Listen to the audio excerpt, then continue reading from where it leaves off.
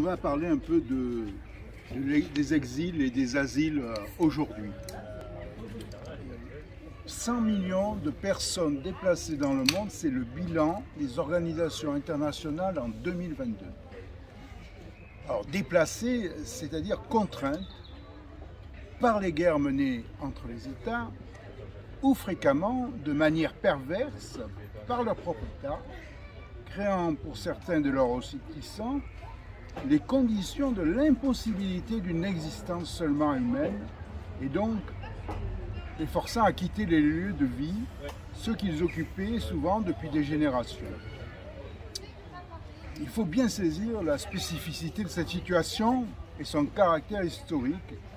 L'exil pose directement une interrogation politique qui n'est pas simplement réductible à celle du rapport émigré-immigré, totalement dépendant de la spatialisation économique qui ne cesse que de créer des zones de richesse et de pauvreté et impose ses mécanismes propres d'exclusion et d'inclusion, ni celle du nomade, ancien ou nouveau, qui a en quelque sorte créé son propre espace, au sens où il est simultanément partout chez lui et nulle part à sa place.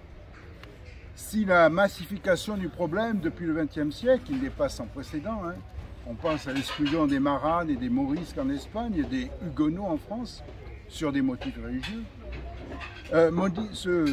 cette modification modifie profondément la question de l'exil et son opposé inséparable et complémentaire, l'hospitalité, qui n'ont pas cessé d'être présents dans notre culture occidentale.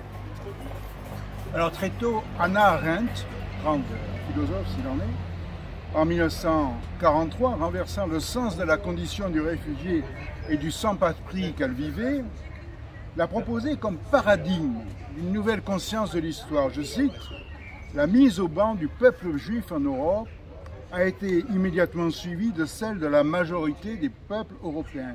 Les réfugiés chassés de pays en pays représentent l'avant-garde de leur peuple. » Actualisant cette réflexion et lui donnant toute sa portée aujourd'hui, le philosophe italien Giorgio Agamben écrit « Non seulement le problème se présente en Europe et en dehors d'elle avec la même urgence, mais en outre, vu le déclin désormais inéluctable de l'État-nation et la décomposition des catégories juridico-politiques traditionnelles, le réfugié est peut-être la seule figure pensable du peuple de notre temps, la seule catégorie dans laquelle nous est donné d'entrevoir les formes et les limites d'une communauté politique à venir, du moins tant que le processus de dissolution de l'État-nation et de sa souveraineté ne sera pas parvenu à son terme.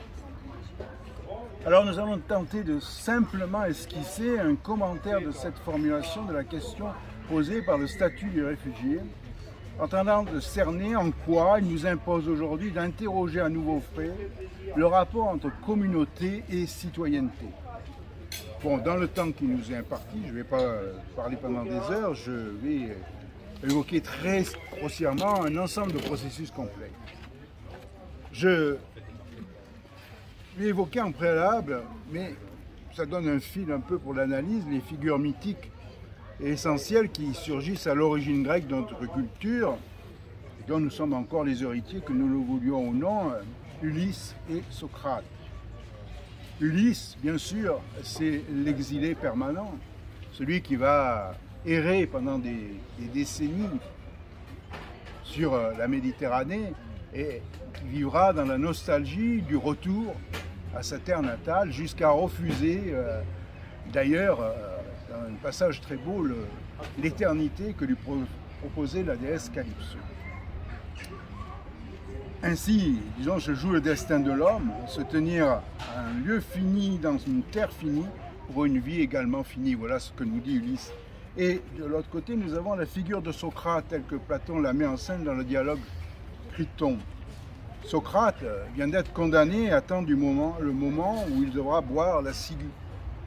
Ses amis l'entourent et le pressent de s'enfuir et tout est prêt pour assurer le succès de l'entreprise. Mais Socrate va argumenter longuement pour prouver qu'il veut rester en accord. S'il veut rester en accord avec lui-même, il doit accepter la sentence de mort dont il fait l'objet, parce qu'au fond, il ne peut prétendre continuer à vivre contre sa cité et sa loi, lui qui justement a exposé sa vie pour leur défense. L'exil, le bannissement qui en résulterait serait pire que la mort, car qui peut désirer une vie de hors la loi? Impossible de se penser humain sans se penser et être citoyen. Dans les deux cas si différents, l'exil se couple à une représentation de la communauté dont le sujet se tient pour inséparable. D'un côté, la communauté native et culturelle, celle dont on pourrait dire qu'elle définit un ethos, de l'autre côté, la communauté civile, celle qui définit un démos. Comment la donnée nouvelle et fondamentale de l'exil de masse a-t-elle été, depuis, prise en compte en France? On va essayer d'aller assez rapidement en insistant sur le fait que la catégorie de réfugiés politiques a fait l'objet d'une progressive construction étatique et administrative. C'est par la construction du droit d'asile que l'État s'est saisi de cette situation. Alors, je ne vais pas revenir sur les difficultés rencontrées par la période de la Révolution française avec la catégorie d'étrangers, prise dans la dialectique problématique des droits de l'homme et des droits du citoyen, ne cessera d'habiter jusqu'à aujourd'hui les pratiques et les représentations en rapport avec la transformation de l'État républicain. Alors, le premier moment significatif qu'il faut retenir quant au devenir de la catégorie de réfugiés se situe sous la monarchie de Juillet dans les années 1830. Cette période est significative parce qu'elle est la première au cours de laquelle il a fallu faire face à la nécessité d'accueillir sur le sol national un grand nombre de réfugiés. Ainsi, après l'échec du soulèvement de Varsovie contre l'occupation russe, déjà, les Russes occupants, plus de 10 000 Polonais quittent leur pays, dont les 2 tiers pour la France. Ce qui nous importe dans cette situation, c'est qu'elle devait donner lieu, pour la première fois, à la formulation d'une loi spécifique aux réfugiés, la loi du 23 avril 1832. À l'époque, le gouvernement dirigé par Guizot est d'inspiration strictement libérale. Il n'appartient pas à l'État de s'immiscer dans les problèmes de la société civile. Son rôle se limite à faire respecter l'ordre public et à remplir, le cas échéant, les devoirs de bienfaisance à l'égard de ceux qui se trouvent momentanément dans la détresse. Mais il s'agit aussi de prévenir les risques de vagabondage et de désordre que ces situations de privation peuvent engendrer. C'est donc essentiellement sur un impératif d'ordre public que la conduite suivie dans l'accueil des milliers de réfugiés polonais va s'organiser. Bon.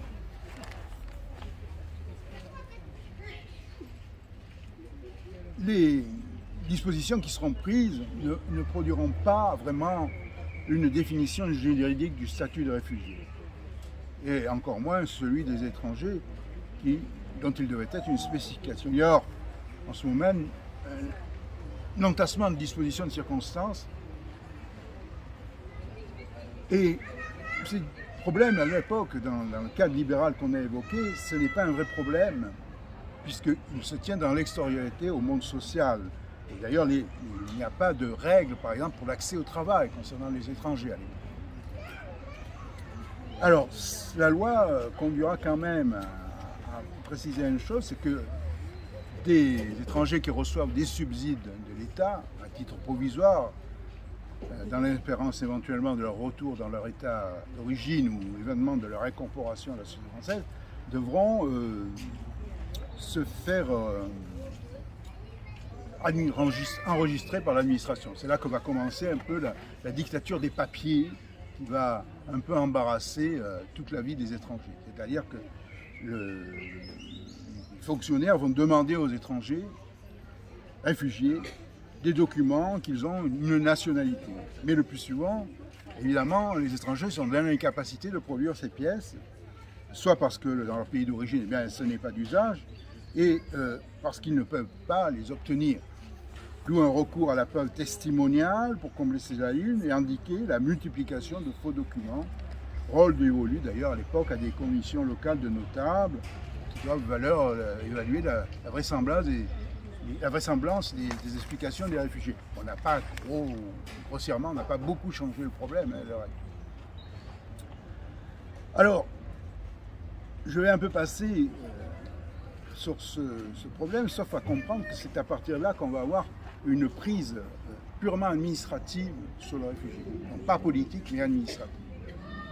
Et pour que les réfugiés constituent une véritable catégorie sociale définie juridiquement, eh bien, il faudra attendre la Convention internationale de Genève du 28 juillet 1951, qui précise en son article 1er que le terme réfugié s'applique à toute personne étrangère ayant quitté son pays craignant, je cite avec raison, d'être persécutée du fait de sa race, de sa religion, de sa nationalité, de son appartenance à un certain groupe social ou des opinions politiques et qui ne peut, ou du fait de cette crainte ne veut, se réclamer de la protection de ce pays. La catégorie de réfugiés est alors définie à partir d'un critère universel, la persécution, reliée au problème de l'absence de protection de l'État d'origine. Alors, que s'est-il passé pour, finalement, on tire les conséquences sur le plan juridique? Eh bien, à partir de la fin de la Première Guerre mondiale, les réfugiés ont constitué un phénomène de masse imposant un nouveau rapport aux conditions de la subjectivité politique. La chute des formations impériales, la Russie, l'Autriche-Hongrie, le monde ottoman, le nouvel ordre politique fondé sur une étatisation nationale ont bouleversé l'assise démographique et territoriale de l'Europe centre-orientale. En peu de temps, en très peu de temps. 1,5 million de Russes, 700 000 Arméniens, 500 000 Bulgares, 1 million de Grecs, des centaines de milliers d'Allemands, de Hongrois et de Roumains furent déplacés. C'était énorme. À ces masses en mouvement, il faut ajouter la situation véritablement explosive créée par le fait que 30% environ des populations rattachées aux nouveaux organismes étatiques constituant des minorités qu'il fallait protéger par une série de traités nationaux restaient très souvent lettres mortes. Et quelques années après, le roi racial en Allemagne et la guerre civile en Espagne allaient disséminer dans toute l'Europe un nouveau important contingent de réfugiés. Et nous savons aujourd'hui que ce mécanisme de déplacement en masse de population est malheureusement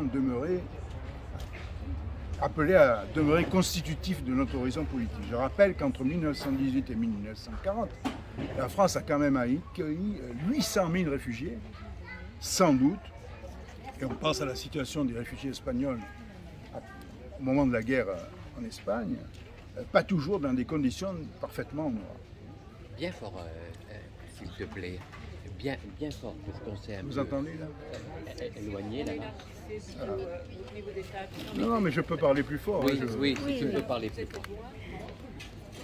Alors, la Convention de 51, qui a eu un petit correctif en 1967, mais qui est toujours la base, met en évidence la problématique moderne de la protection d'État par rapport à la situation qu'on a évoquée à l'époque de Guizot, conforme à la fonction de souveraineté de l'État défini dès l'âge classique. Dès la fin du XIXe siècle, l'État moderne s'est transformé en État national et social devant protéger la sécurité matérielle des citoyens. Cette situation va créer des distinctions potentiellement conflictuelles entre des bénéficiaires de droits sociaux et ceux qui en sont exclus, et entre ces ayants droit et ceux disposant pleinement des droits des citoyens. C'est la cumulation des exclusions qui va désormais définir la figure de l'étranger. Cette nationalisation de la société va aboutir à la première loi française sur la nationalité de 1889. Dans les faits, c'est un développement considérable de la bureaucratie qui va en résulter, étant donné que c'est l'appartenance à l'État qui établit le critère fondamental permettant de mettre en œuvre la politique de protection sociale, qui participe aussi d'une politique d'intégration. L'identification de la nationalité des personnes devient un aspect décisif du travail juridico-bureaucratique de catégorisation, organisation d'une véritable révolution identitaire. Désormais, s'il appartient ainsi à l'État d'origine d'établir les documents qui garantissent l'identité de ses ressortissants, seules les autorités du pays d'accueil peuvent autoriser, par un document spécifique, l'accès des étrangers sur leur territoire. Ces bouleversements permettent de comprendre pourquoi aujourd'hui le droit international définit avant tout le réfugié comme individu qui ne peut plus bénéficier de la protection de son état d'origine. Au-delà des souffrances matérielles, physiques et morales que peuvent endurer des personnes victimes d'une oppression, le comble de la persécution, c'est désormais de ne plus être intégré dans la relation de pouvoir qui définit le lien d'allégeance à l'État. Car c'est l'État qui, dans le monde actuel, définit et garantit l'identité civile, c'est-à-dire l'existence sociale des personnes. Il est clair que le réfugié constitue dans ce cadre un cas extrême de catégorie sociale. Les réfugiés, protégés par aucun État, ne peuvent être représentés que de façon indirecte au sein d'instances internationales. Mais l'histoire des négociations pour aboutir à la définition juridique de la catégorie des réfugiés peut être vue comme une suite d'efforts déployés par les États pour empêcher la mise en question de leurs prérogatives. On peut actualiser ceci avec les évolutions sociales comme la montée du chômage en France. La question des réfugiés est devenue à partir des années 80 un enjeu politique important à travers des discours qu'on a vu se formuler sur des bases, par exemple, xénophobes. Eh bien, l'OFPRA, l'Office français de protection des réfugiés, des réfugiés et apatrides, a examiné avec de plus en plus de sévérité, au fond, les récits présentés par les demandeurs d'asile. Alors, il y a un paradoxe, il est ainsi parvenu à réduire le nombre des réfugiés statutaires, alors même que les persécutions de tous n'ont cessé de s'accroître dans le monde. Alors, les réfugiés ne sont pas des acteurs de la scène politique. Il existe ainsi, à travers la perception des autres, qui oscille entre une vision administrative, la chasse aux faux réfugiés, et une vision humaniste attentive à la seule souffrance des malheureux réfugiés. C'est une dépolitisation complète de la question du droit d'asile, alors même qu'il s'agit d'une notion centrale pour la pensée contemporaine du politique. J'ai essayé de tenter rapidement de montrer comment, institutionnellement, s'est opérée la saisie juridico-administrative des réfugiés. Et nous voudrions maintenant considérer comment cette question saisit justement le rapport de la citoyenneté à son institution.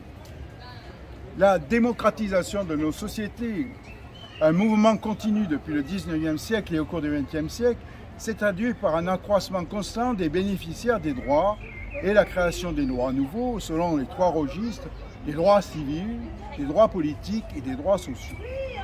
Mais ce mouvement s'est opéré dans un cadre particulier, celui de l'État souverain, qui a fixé un cadre territorial contingent dans son origine à l'exercice de la citoyenneté, en faisant l'élément constituant de l'exercice de la démocratie. Élément de complexité et de fragilité supplémentaire, cette formation de l'État moderne, reposant sur cette trilogie souveraineté, territoire, population, s'est accompagnée simultanément de la constitution d'un empire colonial reposant sur des principes antagoniques, un espace de non-droit, joint et opposé à l'espace du droit étatique. Le concept révolutionnaire de la citoyenneté formulé en 1789, notamment par les déclarations des droits, a ainsi été progressivement contaminé par la forme territoriale du pouvoir politique, terrain de l'émergence et du développement du nationalisme. La dynamique émancipatrice créée par ces déclarations, conférant à chaque individu la charge de faire valoir et de défendre ses droits, s'est ainsi heurtée au développement d'un appareil de pouvoir s'inscrivant dans la forme de l'État-nation. Si la promesse démocratique a connu une réalisation effective dans la généralisation progressive des droits, elle a trouvé sa limitation dans le fait que l'inclusion de tous dans la citoyenneté passait sous la condition de l'appartenance à une communauté nationale, référant une population et un territoire, l'exercice du pouvoir souverain. C'est cette nationalisation étatique de la citoyenneté qui a produit symétriquement la figure de l'étranger comme celle de l'exclusion. Le non-national devient le non-citoyen, donc potentiellement toujours en situation de privation des droits, reconnus et citoyens, nécessairement ressortissants de l'État. L'idée d'un droit des étrangers reste toujours problématique. Aujourd'hui, le droit international a entériné l'idée qu'à défaut de jouir des droits du citoyen, l'étranger se voit reconnu les droits de l'homme. Il est remarquable de noter que cette distinction, droit de l'homme, droit du citoyen, est l'effet de la nationalisation des sociétés étant absente des déclarations révolutionnaires. Reste que le droit international reconnaît aux États souverains la maîtrise de l'accès à leur territoire, donc des mesures pour contrôler l'entrée et le séjour des étrangers, donc portant atteinte dans leurs principes à des droits fondamentaux comme la liberté de circuler ou le droit à une vie privée et familiale. Au fondement de cette logique, il y a le fait que pour l'État, tous les droits, y compris même les droits des citoyens, sont des droits octroyés. Le caractère émancipateur de la notion de sujet de droit s'est perdu au profit de l'impératif d'appartenance. C'est à l'évidence toute la question présente dès l'origine des déclarations des droits, qui confiait aux hommes individuellement ou en groupe, et non aux États ou à toute autre instance de pouvoir, la charge et le devoir de défendre leurs droits subjectifs sans postuler une quelconque appartenance communautaire. L'égale liberté, le seul droit fondamental, avait pour corrélation dans son affirmation l'abolition des différences statutaires, l'abolition de la subordination des droits de l'homme, du citoyen indissolublement, à une condition d'appartenance. Bon, certains pourraient objecter qu'il y a une appartenance à l'humanité qui n'est pas une appartenance particulière. L'humanité, cependant, c'est une question qui a été évoquée au cours du XXe siècle, peut-elle avoir le sens d'une communauté politique? Alors, nous connaissons la réponse très négative d'un penseur très marqué à l'extrême droite, de Carl Schmitt. L'humanité n'est pas un concept politique, parce que la politique renvoie à un dispositif conflictuel, la discrimination de l'ami et de l'ennemi. L'humanité ne peut pas être un concept politique, parce qu'elle n'a pas d'ennemi, au moins sur cette planète, un monde sans hostilité, et sans doute pensable et possible, sous le règne des échanges économiques et culturels. Mais, nous dit Schmitt, l'unité sociale de ce monde serait comparable à celle, je cite, des locataires d'un même bâtiment, des abonnés au gaz reliés à la même usine ou des voyageurs d'un même car. On peut peut-être estimer autrement les choses si on, par exemple, on fait référence à la vision de Kant, qui a théorisé un petit peu cette question des droits cosmopolites à partir de l'idée de la rotondité de la Terre. Pourquoi? Parce qu'elle implique la finitude des sols appropriables. Si les hommes doivent entrer en communauté, c'est uniquement parce qu'ils sont contraints de coexister du fait de la limitation des espaces habitables. La sociabilité des hommes n'est pas une disposition morale, seulement le produit d'un fait empirique. C'est pour une raison purement factuelle que les hommes doivent vivre ensemble, c'est-à-dire se supporter les uns les autres. Individualisme fondamental de Kant qui ne connaît que les droits de l'individu qu'il possède en tant que tel. Il n'y a en fait qu'un seul droit fondamental, la liberté de l'individu, c'est-à-dire son indépendance à l'égard de l'arbitre contraignant d'un autre, et cette liberté s'actualise dans la possibilité de la possession. S'agissant du sol, c'est un droit à s'établir là où il reste de la place. C'est pourquoi le droit de citoyenneté universelle se limite, chez Kant, au droit de visite. Alors, je ne ferai pas de Kant un vrai démocrate, mais il reste fidèle à l'esprit des déclarations révolutionnaires, ne soumettant pas les droits de l'homme à une condition d'appartenance, quelle qu'elle soit, et il ne conçoit pas ces droits comme dérivant d'un statut octroyé. Alors, en quel sens l'humanité peut-elle invoquée pour justifier des droits égaux pour tous?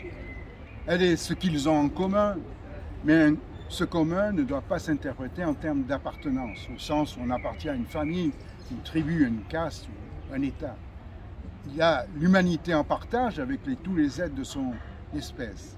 À l'égoïsme, Kant oppose le pluralisme, la manière de penser déterminante à se concevoir, à se conduire, non comme le dépositaire du monde entier en moi, mais comme simple citoyen du monde.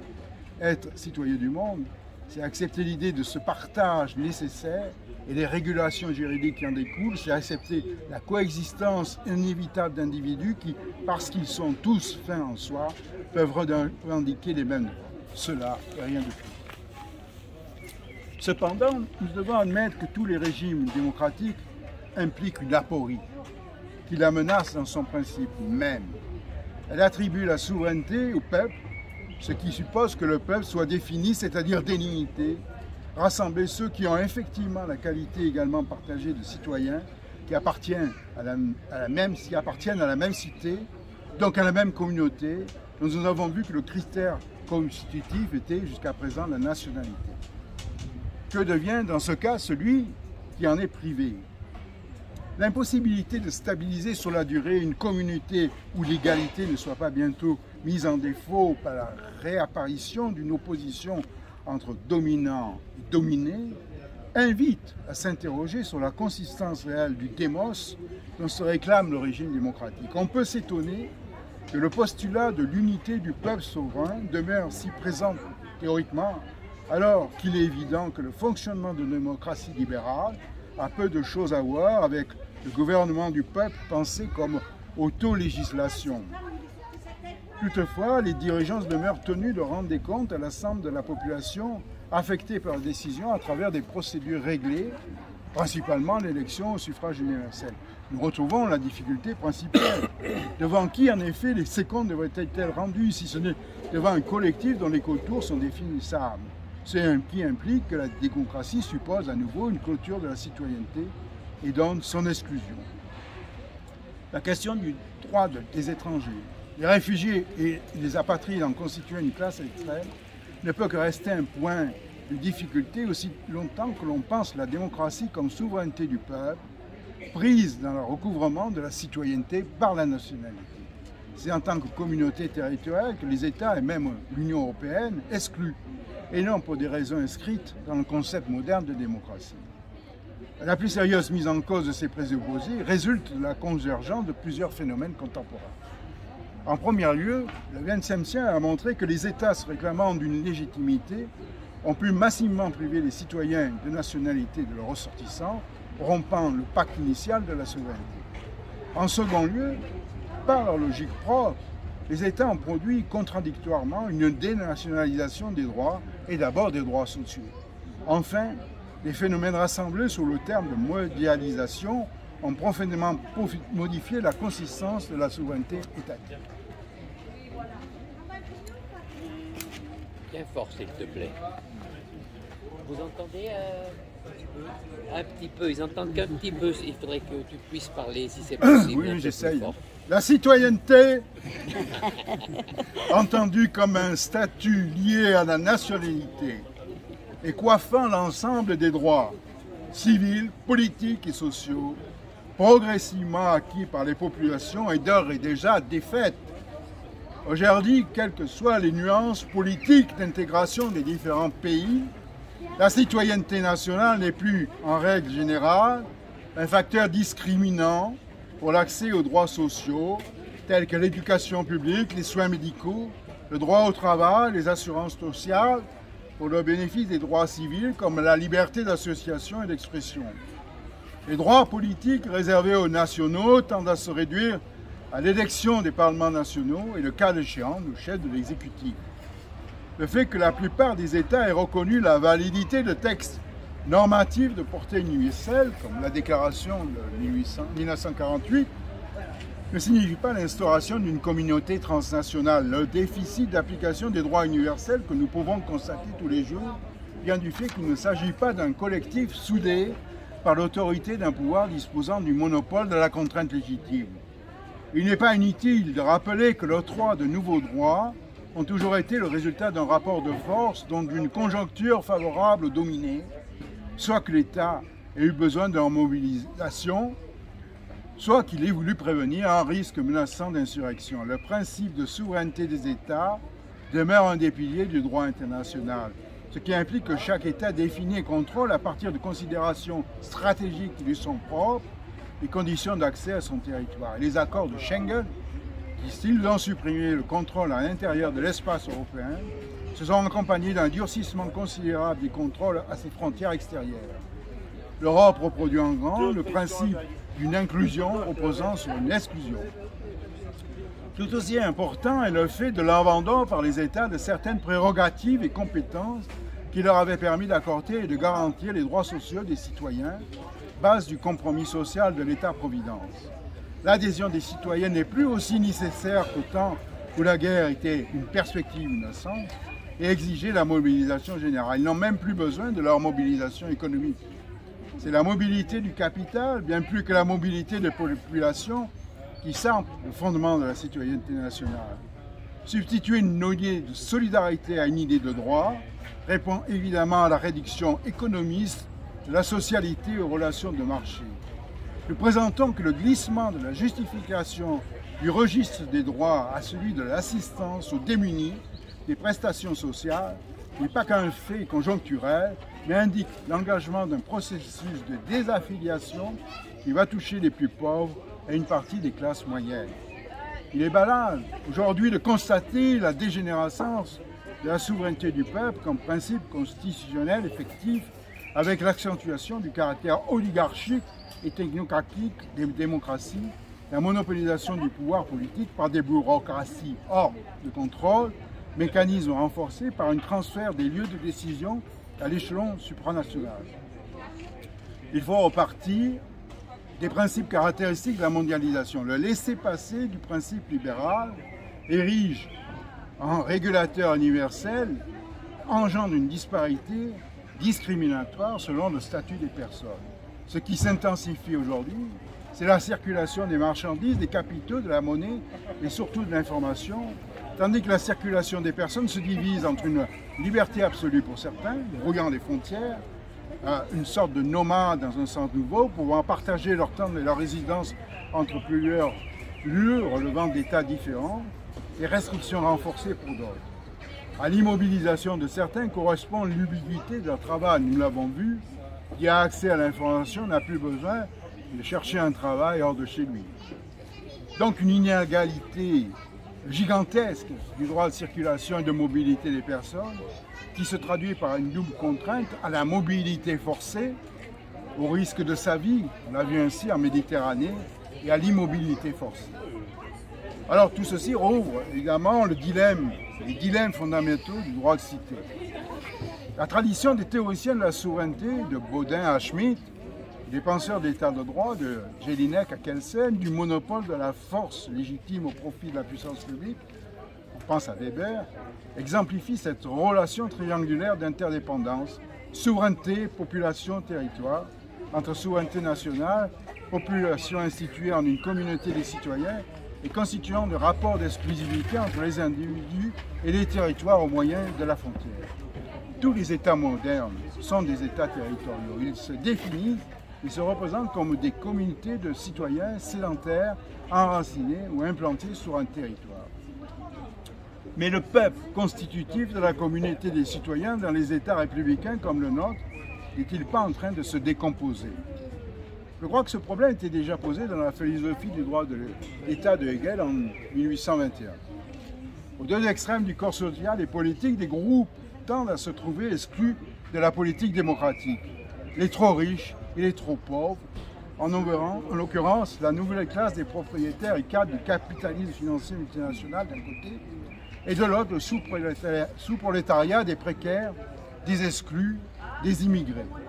Si les premiers se situent tendanciellement en dehors de la représentation, c'est parce qu'ils n'ont plus d'intérêt à jouer le jeu de la politique nationale et seulement à faire valoir auprès des États nationaux les logiques du marché mondial et à utiliser les moyens de tel ou tel d'entre eux dans la concurrence des territoires pour obtenir des privilèges fiscaux et mettre des travailleurs exploitables à disposition, tandis que les seconds sont refoulés ou laissés en dehors de la représentation pour éviter que la revendication de droit s'y trouve exprimée de manière nécessairement conflictuelle, jugée insupportable par le système.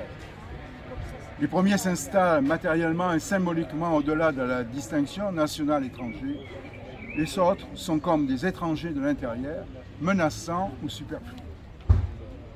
Parallèlement se développent les instruments de contrôle des populations, fichiers de toute nature et pratiques administratives diverses qui entament les libertés civiles des nationaux eux-mêmes.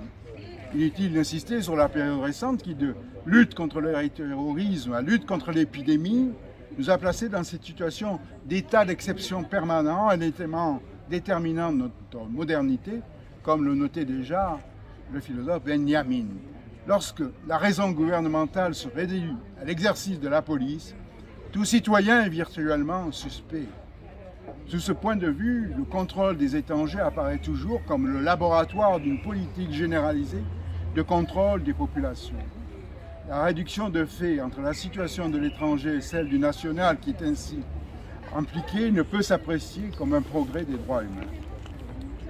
Donc ce qui crée depuis le début La difficulté, c'est le recouvrement citoyenneté-nationalité.